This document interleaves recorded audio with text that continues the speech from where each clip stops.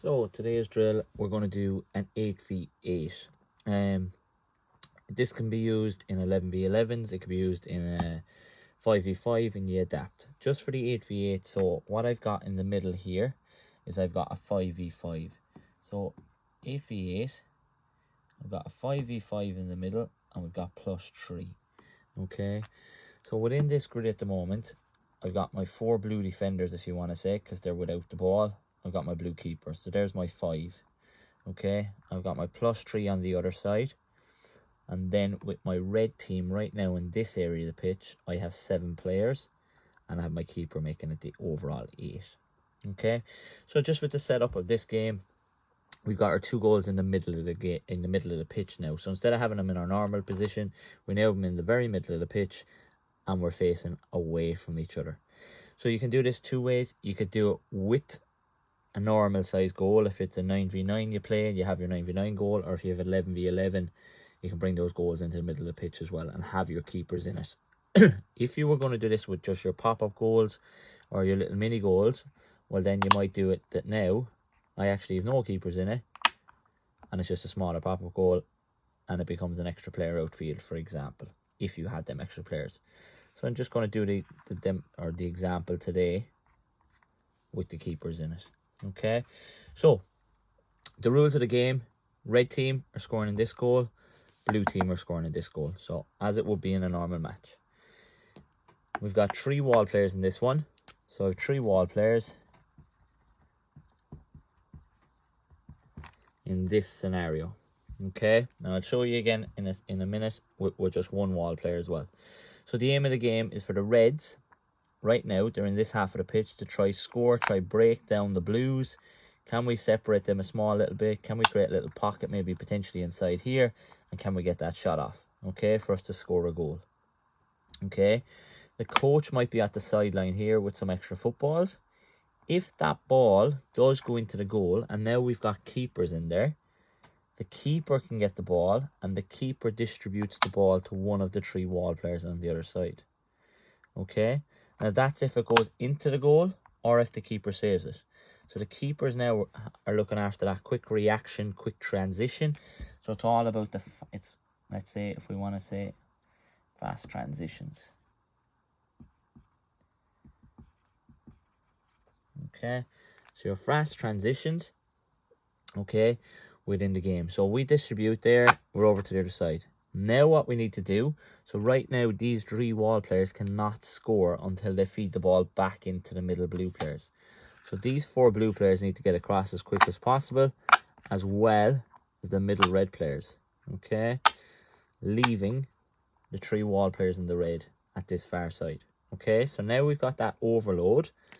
Okay, so we've plenty of overloads. Now I've got an overload on this side. So now I've got a 7v5 on this side of the pitch. Okay, so again, we're looking, can the blues now try break down the reds, and can we score there? Okay, if this ball gets knocked out of play at any stage and it can't be fed back in, let's say, by one of the players, the coach is on the sideline here with extra footballs. Straight away, to keep the intensity game going, the coach feeds it to the opposite side. And again, we've got that transition across. How fast can we get those players across again? Okay, so you have a constant flow of players going from one side of the pitch to the other side of the pitch. All right, so I love using this drill for pre-season. Okay, there's plenty of hidden running. Okay, so there's plenty of hidden running, but I guarantee your players will not know it because they're playing a match. Okay, so there's match realistic movement, it changes direction, high tempo runs, all of this brought into this game at the end of the day, but it's just a game of ball. Okay, so can we then, right, put on different conditions? So the longer this goes on, potentially you've got 3 players here now that are going to be standing still. So you have a couple of options. Depending on the age and level of your players, you might say, do you know what, after every 2 minutes, I'm just going to say, right, straight rotation. If you're on the outside, you now swap with a player on the inside. Okay, to make it easy. If you've got a group of players that you think you need to get used to that change of direction, maybe 3rd player runs, 3rd player movement, all of that. Let's say the blues now win the ball here. this blue player switches it to the blue player at the end, we all get a cross. Okay, so as normal, we have that transition, we all get a cross. Okay, but now, because this player now has switched it, the player on the ball can now step in, and we've got a rotation here. So now this becomes the new wall player, and this player becomes in play, if you want to say. Okay, so you've got them options. Okay, another couple of little conditions I like putting on the game is, let's say now one of the blue players doesn't get a cross in time, and we blue scored a goal. Okay, I give the goal to the red team. Okay, because we're not staying compact as a team, we're not getting up with the team, we're not supporting that team. So you might give it to the red team. And let's say this player starts getting lazy and doesn't get across as much as possible. Okay, so now let's give that goal to the red team. So now you've players communicating that they want to make sure every player across, or if there's a player not across, someone on the team is telling this player that we can't shoot yet. So that communication comes into play. Okay, the opposite of that now as well. Let's say I've got a lazy defender that's not getting back and helping his or her team. Now if the Blues score with one of the red players still in the opposite half, I'm now going to give 2 goals to the blue team.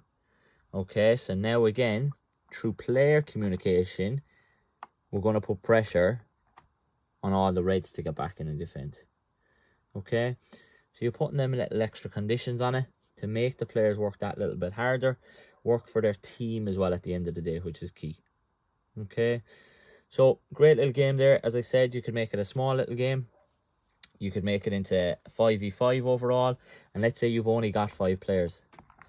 Well, then you take out these extra players. You might say, do you know what, I don't need keepers either, so I'm going to use small little pop-up goals. I've now got just one target player here, one target player here, and it might be a first time finish now when I get my ball across to the other side, because I'm not using keepers either. I've got my small little bazookas, for example, and I've just got one target player. So if the Reds now win the ball here, they have to switch it across to that wall player. So that wall player has to give us angles here, or it might be an angle on that side. Don't stay central just behind that goal. Okay, you could do this again with a 6v6, and you do have your keepers. I'll pop in my keepers. Okay, and then what I can also say to my blue keeper is, now if I see a red player on the ball here, can he or she make it hard to get that pass now instead of staying on that goal line? Okay, so we're staying connected to the play as well now as a goalkeeper, rather than just staying central. Can we stay connected? Okay, make it difficult for that pass to go through. It might mean now this player has to go here and it has to be that lob little pass across. Again, these players can't score until they bring it back in here into play. Okay, and again, keeper's going to have time to get back in because the rest of the Reds have to get across as well. Okay, give that a go, enjoy, and you might have some other variations to add to it as well.